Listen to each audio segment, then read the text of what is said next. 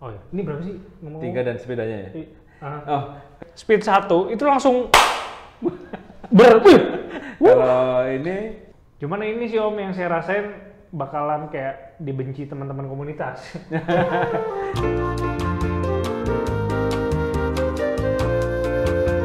Halo Sobat Upgrade, jumpa lagi di episode Gue Sip. Ini udah lama sih sebenarnya kita nggak ada Gue Sip lagi. Dan ini ada tamu spesial, tetangga sih sebenarnya. Halo Om Ari. Ini Om Ari rumahnya di seberang ya, dekat rumah saya. Dan kenapa saya mau ngundang Om Ari sini karena waktu itu ada cerita ini sih dari teman, katanya itu tuh ada orang Serpong Garden yang sepedanya dijadiin e-bike. Saya mikir sepeda dijadiin e-bike. Dia beli e-bike. Enggak, dia sepeda dijadiin e-bike, sepeda biasa. Terus pakai apaan? Apa sih katanya Bafang. Wah, siapa ya saya pikir-pikir ya. Terus nggak taunya pas saya habis beli bubur tuh, ketemu sama beliau, manggil itu di WhatsApp ya, e-bike ya? Iya Om, saya pakai e-bike. Terus, oh saya juga. Wah, nggak tahu ya malah, oh ternyata Om Ari yang pakai e-bike. Nah, cuman saya bentuk kayak gimana belum tahu. Begitu pas beli, apa sih, saya mau beli nasi Padang ya? Iya benar. Terus Om Ari itu dari mana waktu itu? Beli ini, soto Padang. Oh, soto Padang juga. Wah, jadi ada Padang-Padang itu menyatukan gitu sama Padang ya. Sama-sama saya juga mau nyari sarapan. Ya udah ngeliat beliau pakai sepedanya ini dan saya lihat keren ya dijadiin e-bike, masih bisa tuh ternyata. Dan alhamdulillah kontennya waktunya juga sempat datang. Nah, terima kasih banyak nih Om Ari. Sama-sama Om. Udah meluangin waktu ke studio. Ini kita pertama kali nih, jadi di studio ini syuting ya? Ini berarti Perdana ya? Wah, satu kehormatan nih. Sama Om, saya juga ya mohon maaf kalau ada kesalahan teknis. Masih trial and error lah. Jadi saya tahu sih sebenarnya ini sepeda apa? Yeti apa? ASR 7. ASR 7 ya? Iya. ASR 7, soalnya dulu Om Ganes juga pakai ASR sih. ASR 5 ya? ASR 5. Terus cuman nih ada yang menarik banget nih Sobat Upgrade. Ini sama beliau dijadiin e-bike. Nah, boleh cerita sedikit Om, ini gimana nih e-bike-nya nih? Iya. Jadi awalnya ini sepeda ini sebenarnya jadul ya, tahun 2011. Oke. 2011. Artinya masih pakai ban 26. 26 ini sekarang udah agak repot Om cari partnya. Iya, benar. Ya kan, jadi mau diapa-apain agak susah. Jadi saya pikir pas kebetulan sebenarnya di rumah itu ada, memang udah planning pengen pasang e-bike ini, pasang motor ini. Karena ya bukan karena usia sih Om. Oh iya. Karena malas gue sebenarnya. Siap. Pengennya gue itu fun gitu. Ya. Saya banget. Saya sekarang udah gitu soalnya. Oh gitu ya. Tapi belum tua kan? Jadi saya pikir ada di rumah ada 4, satu vintage, satu lagi sepeda bike to work, terus ada lagi Kona untuk AM lah, terus satu lagi ini. Nah, pas kita coba browsing, tanya teman yang udah pasang gitu, kayaknya speknya yang paling memungkinkan ini, ya, karena ini masalah safety nih. Nah, ada baiknya juga kalau kita pakai e-bike ini difikirkan juga masalah safety, terutama karena tenaganya udah bukan tenaga dengkul kita lagi, tapi tenaganya udah pakai motor, dan motor ini powernya lumayan nih. Nanti kalau cerita detailnya lagi, power ada macam-macam ya Om, mulai dari yang 350 sampai yang 1500 ada. Nah ini powernya lumayan, walaupun 750 watt. Jadi gede itu. Ya, jadi terus handlingnya juga mesti penyesuaian lagi. Kenapa? Karena selain kita main shifter, kita juga ada switch powernya. Powernya dari 0 sampai 9. 0 sampai 9. Kalau yang e-bike yang pabrikan, biasanya apa Om? Boost sama. Kalau Shimano aja itu cuma 3. Jadi dia eco, normal sama high. Atau kalau misalnya ini ada yang boost kan? Boost, ya. Ini 5. Ini 9. Jadi Bafang kan ya, Bafang. Iya, Bafang BBS 02. Oke. Ya, 750 watt. Nah, kenapa saya bilang masalah safety tadi dan kenapa saya akhirnya memilih sepeda ini yang saya pasang? Ya. Karena ini disknya udah besar untuk remnya. Oke. Ya, untuk remnya dia udah besar depan belakang, udah memungkinkan karena ini memang dulu untuk free ride. Ya. Jadi dulu kalau main ke Pinang sila pakai ini. Pakai ini. Ya, jadi rasanya ini yang paling mungkin gitu. Oke. Terus sayang nggak, awalnya juga sayang gitu. Tapi waktu saya konsultasi sama yang pasang ini, yang bantu pasang e-bike ini, jadi e-bike ini, ternyata nggak, hampir dibilang nggak ada rubahan. Oh, udah plug and play berarti? Plug and play, iya. Jadi, cuman di sini kan kalau yang untuk Yeti ASR ini ada bracket untuk chain guard apa sih? Oh, Iya. Nah itu dia harus dilepas. Dilepas, oke. Tapi ngelepasnya juga oke, jadi nggak terlalu merusak lah, nggak merusak. Udah setelah kepasang, power jadi nambah. Nah, itu tadi masalah safety-nya paling utama adalah rem, terus kemudian dia juga butuh suspensi yang bagus, yang kuat. Kebetulan ini juga pakai totem nih. Totem ya? Ya totem. Ya, jadi 35 kan ini? 3 apa? Gede banget soalnya. Ya, itu tadi 4 ya kalau 40 ya? 40. 40. Ya, 40. Jadi ya memungkinkan banget lah untuk dipakai untuk itu, kan dia juga bebannya jadi berat nih. Iya, benar. Dia nambah berat di baterai, nambah juga di motornya. Nah, belum lagi orangnya Om. Itu jadi butuh suspensi yang bagus. Paling memungkinkan ini akhirnya ini yang saya pasang gitu.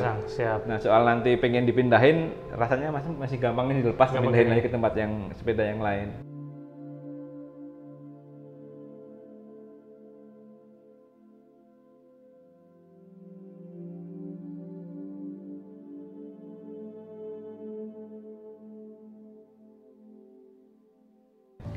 Ini waktu pas kemarin ketemu kan saya sempat nyobain kan, icip-icip kan, dan memang ada sepeda waktu itu, sepeda Polygon juga, dia pakai Bafang juga. Itu dia speed 1 aja tuh udah lumayan nendang banget gitu loh. Dan bedanya dengan yang saya punya Shimano, kalau Shimano tuh dibilang apa ya, agak bolot atau ndablek lah. Mungkin tergantung tipe, tapi terasanya mungkin lebih smooth. Ketika nyoba ini sobat upgrade, speed 1 itu langsung itu baru 1 ya. Ini sampai 9 tuh kayak, wih gila, nggak kebayang. Dan memang ketika ngeliat ini sih banyak ya menarik sih menurut saya, karena jadi buat orang yang ternyata daripada gue beli bike lumayan kan nambah sepeda, mendingan sepeda yang udah ada terus dipasang. Tapi kalau ini frame ada dimodifikasi nggak Om? Frame sama sekali nggak ada, kecuali tadi bracket aja yang di bawah ya, yang di BB. Dekat BB itu ada kayak bracket gitu. Itu tinggal di gerinda dikit, bisa dilepas gitu. Karena itu dia pasangnya dia di las soalnya, pakai dicantum las gitu. Itu bisa dilepas supaya ini bisa kepasang nih motor dan cranknya. Oh, ini cranknya masuk ke bottom bracket kan? Iya, betul. Oh, benar. Iya. Tapi emang kan ada beberapa tipe sih kalau e-bike ini kan, ada yang memang dia motornya ada di hub belakang ya. Ya, ini middle drive namanya. Middle drive ya? Middle drive. Ada juga yang di hub ya. Tapi memang kalau saya dari pengalaman sendiri sih, waktu itu sempat pakai sepeda yang motornya dari belakang. Itu malah gimana ya, malah aneh sih. Karena kan di belakang jadi berat banget nih. Ya. Terus kedua, dia karena baterai juga di tengah, jadi kan kayak gravity-nya tuh kayak double gitu loh. Ya. Mau dibelokin juga depan belakang berat. Sementara ini kan kalau motornya di tengah, baterai di tengah, jadi lebih apa ya? Ya emang center of gravity sama gravity kita. Nah, betul. Ini kalau dipakai di track ajur-ajuran udah pernah? Saya selalu ajur-ajuran. Nah, kayak karena emang sepedanya udah ini banget. Tapi ini ya, solid deh. Solid, ya. Cuman saya pernah pengen nyoba ke Pinang, naiknya jadi nggak usah loading kan. Kita ke West, terus turun. Cuma masih banyak beberapa kendala di sini yang namanya juga rakitan Om. Jadi ini rantai sering banget lepas, terutama kalau dipakai di turunan. Terus kita pengen pedaling, selalu lepas gitu. Nah itu problem pertama itu. Mungkin ntar solusinya mesti dipasang chain gate atau chain gate sama ya itu paling juga mungkin RD-nya berpenyesuaian. Terus baterai juga karena ini dipasangnya di bawah. Masih khawatir tiba-tiba blur gitu. Tapi emang ini ya bisa dipasang di apa top juga bisa atau? Ya, jadi pilihannya nih bisa opsional nih. Ini ada yang model seperti ini yang aduh saya lupa. Tipenya, tapi ini nggak terlalu besar sebenarnya. Ada yang lebih besar dari ini, itu sampai di sini nih Om. Baterainya? Iya, baterainya sampai di sini. Oh, beloknya cuman jadi? waktu beloknya kena, jadi akhirnya saya pilih yang kecil ini aja. Tapi ternyata yang kecil ini pun juga sudah lumayan banget, karena sampai saya cas penuh itu saya jalan itu 120 kilo, itu belum ada setengah habis. Oh, tapi sorry ya, karena kalau saya masih senang pedaling, jadi jadi di jalan datar saya masih pedaling biasa. Iya. Ketemu tanjakan baru saya hidupin gitu. Ya. Ini kan berarti namanya hitungannya kita kayak bike hacks lah ya. Kayak ada yang dirakit, ada yang diakalin gitu. Iya, betul. Pasti ada hal yang beda lah settingan dengan pabrikan yang udah dipikirin dari awal gitu. Ini kendalanya apa sih kalau misalnya ini Om? Jadi gimana pun juga ini sepeda didesain untuk tenaga manusia ya. Yes. Beda dengan motor yang memang dia tujuannya dipasang motor, ataupun memang e-bike yang memang di awalnya disetting untuk e-bike. Ya, banyak part-part yang kita harus sesuaikan.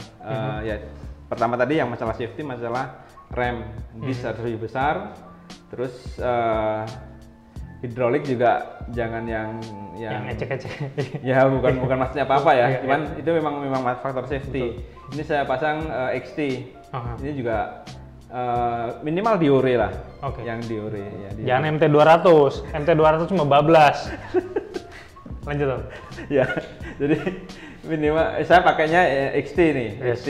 Terus diameter saya kurang tahu untuk berapa Om itu kira-kira Om. Ini kayak 203 sih, 200 ya, ini sih. Jadi harus besar karena pengeremannya karena sepeda ini mau nggak mau lajunya lebih kencang. Iya. Mau jalan datar, mau nanjak, kalau nanjak oke lah ya. Tapi begitu turun ini lebih berat, jadi efek gravitasinya udah pasti lebih bablas lah Mas.